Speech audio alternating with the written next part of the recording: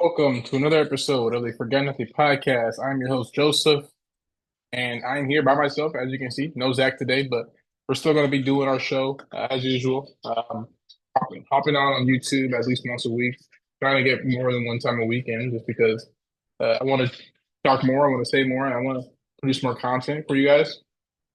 Kind of listen. I appreciate the listeners now, and I appreciate the listeners later. Um, this is podcast going to be week three based. We got a lot of things to talk about. We got Sunday was great. Saturday night was fun watching college football, and there's a lot to unpack here in terms of what we have to discuss today. One being, are the Vikings legit? Two being, the Panthers. And I'm glad I didn't record an episode of the Panthers last week because I would have been totally wrong. Ravens. Ravens bounce back. Niners struggling. What's going on with Niners? Do they have something to worry about with their defense? And then the last one is going to be based upon the Chiefs and the quarterback position overall. Um, Start with the Vikings because this is probably the more shocking, telling story of the season so far. They knocked out the Texans yesterday at home. I think the score was like 31-7, I want to say the score was. Let me double check the score real quick. 34-7. And I mean, everyone just balled out for the Vikings. Justin Jefferson scored. Darnold had, I think, four touchdowns, no interceptions. And there's a lot going on in terms of what actually needs to be discussed here. Um, Vikings are legit. I saw it last week against the Niners. This team is legit. I know people are gonna say, hey, like, this is fast start type of thing. They kind of did the same thing last year, but they weren't really winning games because their defense was struggling. Um, this year's different. This defense is legit. I don't know. I can't name three players on this defense, but they're just balling.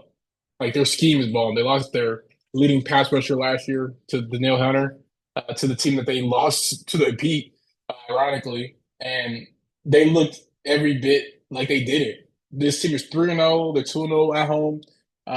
They're cruising, and I got a lot to say about this team just because they have a new quarterback. Kevin O'Connell again is proving that he is the system, and no matter who's out there on the field, they're going to put points up on the board. This team is very relentless. Bill Belichick said on Pat McAfee this morning that like I guess nobody didn't like Sam Darnold. Like every team likes Sam Darnold except the Jets. I thought that was really telling because um, Sam Darnold was a baller at USC. Obviously he didn't win any national championships, but he won games. He won big games for Clay Helton back in that time.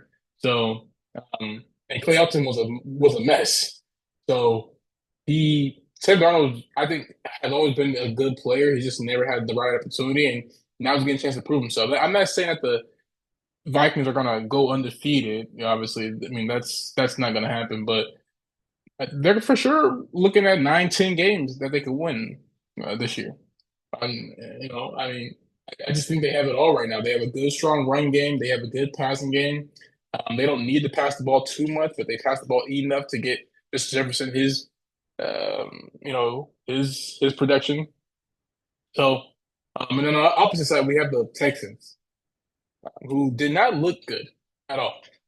They struggled a lot to just get drives moving. And it looks like the Texans have been figured out, at least for one, at least for one game. And this is Brian Flores maybe figuring out the Shanahan system. They have the OC, the former uh, excuse me, OC from former like running back coach for the Niners. He's now the OC for the Texans now, and it's just a lot to unpack here because I did not think that the Texans were going to be as good as advertised. I just didn't. I thought that they were going to be a team that was like last year, squeeze into the playoffs, get in, and I think they're going to maybe have a chance to win some games in the playoffs. So I just don't think this team is. I don't think they have the talent yet. I'm sorry, I don't think they have the not talent because they have the talent for sure. I don't think they have the willingness to win games. Like I don't think they figured out how to win games yet. And I mean, I think that comes with experience. Like people are crowning CJ Stroud way too early. Like he's not a top five quarterback yet. And if he's a top five quarterback, which I'll get to later on, we have a big issue with the NFL. We just do. A lot of new, not a new blood in the NFL. A lot of things going our way in terms of what the NFL is doing for us, making money and making stars. But the NFL right now is having an issue with quarterbacks. If CJ Stroud is your top five, is a top five quarterback in the league. I don't think he's played 20 games in his career. Yeah. Maybe he has, but including playoffs. But neither here or there. Texans are struggling, and I'm not. Texans struggled, to put balls in the end zone, and I'm not. I'm not surprised at all. Um, so yeah, so Vikings 3-0. They're looking to kind of figure out how to grow from here. And just keep on winning. Like Sam Darnold got that scare yesterday, but I think they can keep on winning. One thing I did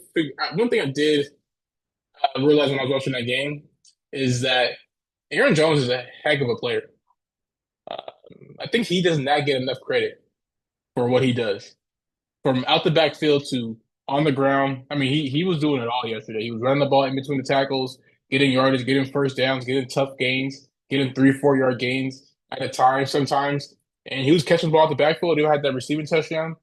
I think Aaron Jones is the unsung hero of this offense right now. I know people are going to talk about Sam Darnold, but Vikings really haven't had a strong run game in quite some time. And Aaron Jones has looked great this season so far. So hopefully he keeps it up. Panthers storyline. Panthers, I did not see this coming. I did not see the Panthers winning, the way that they won the other day. They won, or yesterday, they won in dominant fashion. Um, I don't think this lasts, but this does put people on the radar in terms of, hey, like Bryce Young is not where he needs to be. And I was a Bryce Young fan. I still am a Bryce Young fan. But this doesn't show me anything except that Amy Dalton is a veteran who can just go in there and sling it, without any notice. I mean, he's a backup quarterback for a reason. Like he did what a lot of backup quarterbacks do, sometimes. He's an elite backup quarterback, and that does not mean that he deserves to be the starting. Like we could easily see him revert back to throwing 5 interceptions or 4 interceptions next week, all because he's had this one good game. And I know people are going to be like, "Oh, he had a great game against the Raiders." This is if you're a Raider fan, you've seen this before. You've seen the same story over and over again, where a team that you're supposed to win against and you're heavy favorites against, a touchdown point favorites, and you end up losing the game. There's stories against the Jets in previous years where Derek Carr and then lose to the Jets. When they're supposed to win. There's stories against the um, Buccaneers in the past where they just lose to the Buccaneers even though they're supposed to beat them. Uh, I mean, there's just I mean, me as a former Raider fan, as someone who just knows the Raiders' history because I live in the Bay Area. It just wasn't a surprise that they lost yesterday. Now, it was a surprise that they got their butt kicked. It was. Like, I wasn't expecting them to get their butts kicked like that. But, I mean, neither here or there. I think the Panthers can build on this, but realistically, I don't think they will. I I know people are super excited, super pumped right now. I don't know who the Panthers play next week. Let's actually take a look at that because I think that will kind of give me a good indicator of what to expect next week for them. But they play the Bengals next week. So this is and Pinellas calls Dotson their their quarterback. Andy Dalton is going to revert back to Andy Dalton eventually. Like you cannot give me one good game and expect for me to say, "Hey, this guy he learned from all his mistakes." No, I still remember this guy throwing interceptions to people when they're there. So he throws right to players on the opposing team. So like I'm not gonna say anything against this guy in terms of what he can and cannot do for the future. But I will say, I think he reverts back to four interceptions, four interceptions, and maybe what one touchdown next week. I could for sure see that. And the Bengals do need to get on track. They're 0-2. Hopefully they win tonight against Washington, the Commanders. But I mean, there are tomorrow, I guess, or I guess tonight. There are things that the Panthers struggle with that game that no one's going to talk about because they scored 36 points. So um, I just I don't believe in this team. I don't believe in dog. I don't believe in any dog. So Raiders.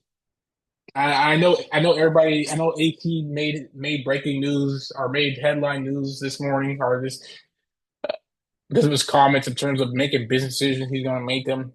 I think he's just putting people on notice. I mean, you guys won last week, and then you guys come out this week acting like you guys are the cream of the crop, and you guys get your butts kicked. You guys deserve that butt whooping. So I think at the end of the day, we have to figure out a way for AP to get back in the get back in the race. Like I think Antonio Pierce is just trying to figure out a way to kind of rejuvenate his guys, and he thinks by sending out public threats, it's gonna work. So guys will be held accountable and whatnot. I think this is good for the Raiders though because they really haven't had a coach like this since I don't want to say Gruden because Gruden really never caught out his guys. That wasn't his cup of tea.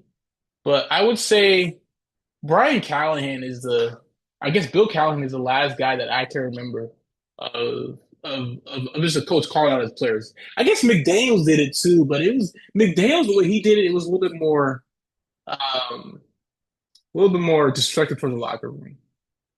I think what I'm talking about more is about like how what your words impact players in terms of motivating them or demotivating them or escalating the situation versus de-escalating the situation. I think Antonio Pierce is more about motivating his guys, not like trying to blame players for them losing. Like that's what McDaniels did. So it's my thoughts, but on to the next topic. Let's talk about the Ravens bounce back win against the Cowboys. Um, I guess Cowboys bounced back and almost won, but Ravens have been showing all year that they're a good football team. They just have not finished out games. And even this game, they did not finish this game out, but they were able to kind of get those third down conversions and get those first downs to end the clock. And I think this team is good. I just think they don't know how to play with the lead. I think this is the problem with the NFL overall, just watching the games yesterday. I don't think teams know how to play with the lead. And then once the Chiefs and once the Chiefs get the lead, they're not giving you the ball back. They're not giving you the lead back for the most part. So I think this is the thing with the new NFL. Like coaches are coaching more than they ever coached before. Like there's no player is good enough for them to just go out there and win you a game. Like I think there maybe are exceptions to that rule, right? Lamar Jackson, Kyler Murray, um, Josh Allen, but I would even put Mahomes in that category where he would kind of go out there and win you games. You know, I just, I guess you got to put Mahomes in there because look what he did at the Super Bowl yesterday. I mean, last year. So I got to put Mahomes in there. I've just been regular season wise, he's just not the same guy that he is in the playoffs, which is a problem for me because I like consistency from my star players, and I don't think we're getting it from Mahomes. But that's another question for another day. Ravens bounce back win. This shows me that the Ravens are legit. They are a legit team. They beat the Cowboys. They go into Dallas and they dominate from the first second. And it wasn't a close game by any measures until the fourth quarter. And the Cowboys just offense just started getting better for some reason. And Ravens couldn't get a stop to save their lives. It was embarrassing. Excuse me, it was embarrassing. And I was just looking at them and I was like, what the heck is going on with this team, in that fourth quarter? And I don't really understand the need for the Ravens to stop being aggressive. This is the thing that I don't get with the NFL, and the NBA is the same way. Why do you stop being aggressive if like you score 4 touchdowns and you guys just soak it for the rest of the game? Like I don't understand that. I just don't. Excuse me, sorry. I just don't get it though. So Ravens bounce back one. I got really nothing else to say about this. Dallas Cowboys is what it is. I think I said it, I've said it a couple weeks ago. Like this team is as good as Dak. Like that's where this team is gonna be at the end of the day. Like where Dak takes them, they're gonna go. So, wherever that means for, the Cowboys, and McCarthy at the end of the season, we'll see from there. But this team's 1-2, and it's not getting easy for them. My favorite topic today, I guess second favorite topic. The Niners struggling. This is crazy. Um, Juwan Jennings had the game of his life, and he may impact my fantasy season. Hopefully he doesn't, but he may. And I just think that this team is very good.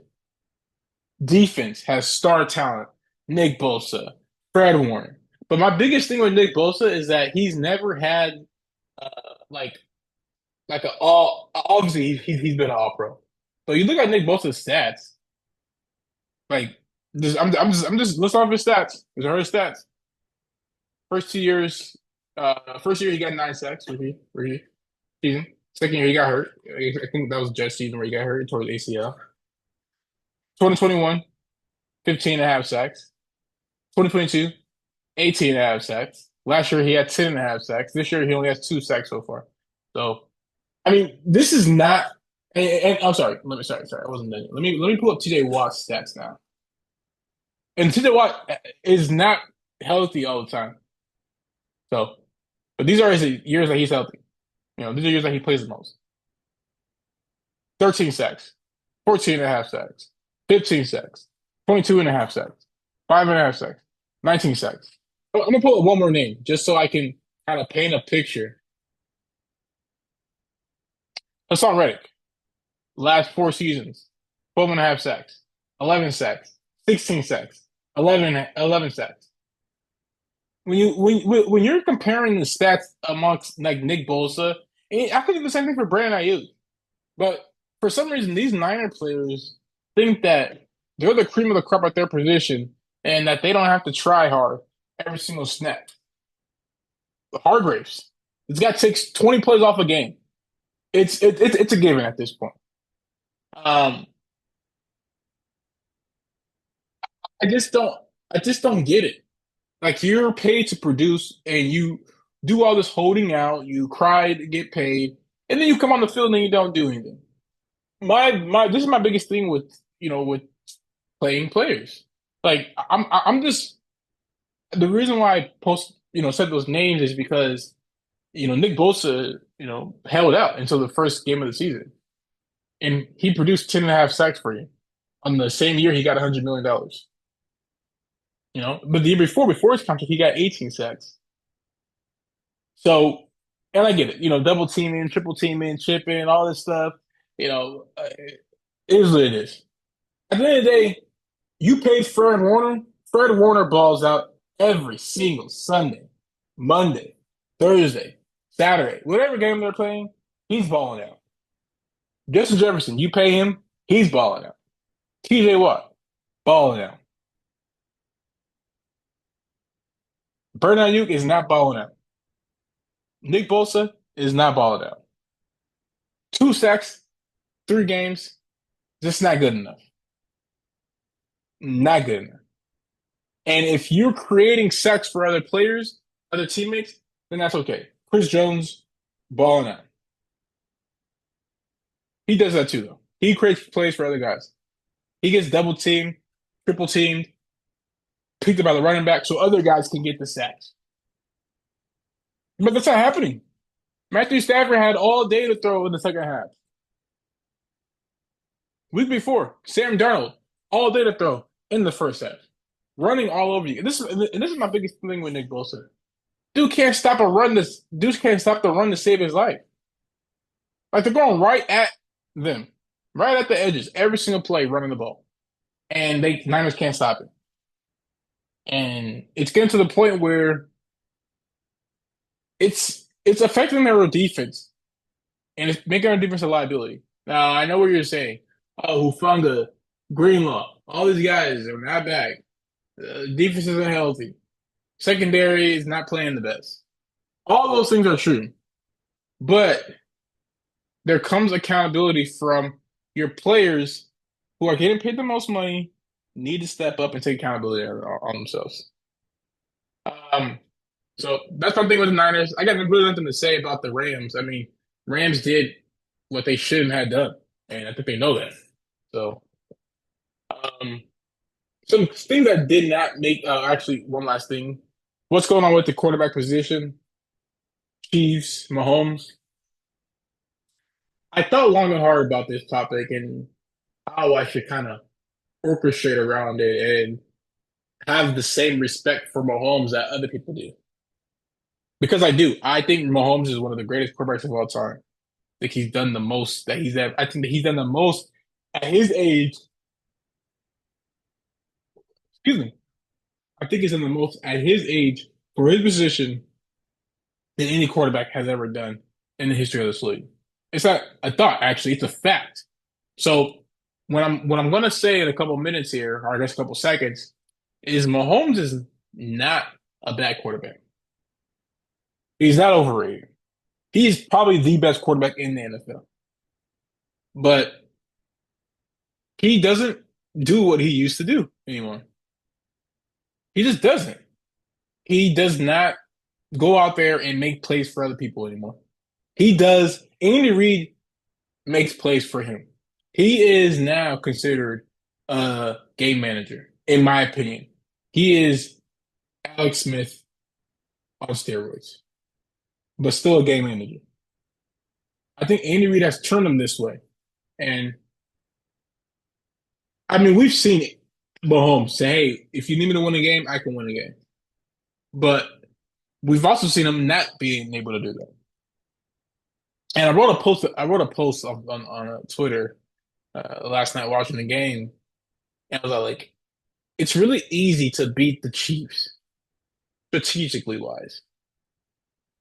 All you gotta do is keep the ball out of Mahomes' hand. Like if I was playing against the Chiefs, I would literally run the ball, pass it, run it, run it, run it, run it, run it. I would try to run as many plays as possible. Because look what the Chiefs do. Chiefs almost doubled the amount of plays that the Falcons ran yesterday. They had the ball for majority of the game yesterday. And this is not just because they played the Falcons. This is an everyday trend. So I think there's something in the water here where I think the Chiefs are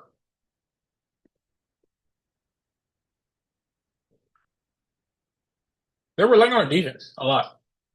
I just do. I think the Chiefs are relying on their defense heavily. And it's not an issue yet. I don't think it's an issue yet. I think until the league quarterback wise catches up to where the Chiefs are at, I think the Chiefs are running this league. Now, obviously, luck can go into that, right? Where you can make a lucky play, get a penalty, get an interception return, injuries occur, things like that can occur to make that luck kind of sprout up. But I don't think there's a team in the NFL that quarterback wise can compete with this team. And it's a sad state for quarterbacks because I mean I hear Kurt Warner all the time say like there's so much bad quarterback play. And I don't know whether it's coming from the coaching or whether it's coming from the players or whether it's just good defenses, right? Like it could be a lot of different factors. Excuse me, came out freaking yawning. Could be a lot of different factors though that that I play here. But I do think at the end of the day, the Chiefs have what it takes to win every game. And that's defensively as well as offense. So I don't know what I'm saying. I don't know what the conclusion here is right now for this topic in terms of the quarterback play right now. But you look across the league and there's a lot of mediocrity. Like it used to be, if you were a Travis Simeon, you get laughed at. Now, if you got a Travis Simeon, you're happy. As a fan base, you're happy. There used to be a time where I'm trying to think, Finico Wallace, starting quarterback in the NFL. Like, but he was like number 30. Now, Sneak Wallace, if he would have played this year, if he would have played in the NFL right now, he'd be a top 15 quarterback. Like, just the QB play has just been diminished and they're getting paid more, which is the worst thing. I think a lot of times coaches need to remove themselves from a lot of things. I think coach take too much accountability. That's my opinion. Um, I'm done for the day in terms of topics. Things that did not make this list were going to be about the Bears and Caleb Williams. I'm not concerned too much about that team. I know I made a post about them going to the Super Bowl, but I don't not too concerned right now. Now, coaching wise, this team's coached poorly. That team is coached poorly, and they need to figure out a way to. Dang it! Then they figure out a way to. I got to figure out a way to stop Giannis. I think I should have drank some coffee before this call, but been staring at the screen all dang day. So I apologize because I'm usually not yawning. I've never yawned this much before in a podcast. But where's that? Bears. Caleb Williams needs to do better. Like he just does. So hopefully he does, and hopefully he can kind of redeem himself. Um, but I think coaching matters more than what Caleb is doing. Caleb is not looking the best, but he's looking way better than he's looked in week one and week two. So he threw 50 about times. A rookie should never thrown the ball 50 times in any game. Like, unless it's a shootout, So is what it is. More things that did not make the list. Let's see. Justin Fields 3-0. So I mean that's something, right? So I think Justin Fields is a player where there's a lot there right now, and let's hope for the best. But I think Justin Fields is going to get paid. I just do. So um, what else? I think that's it. All right, guys. Well, until next time. Um, appreciate it, and apologize for the yawns. I'll be better next time. Check in, subscribe, like, and comment. Appreciate it.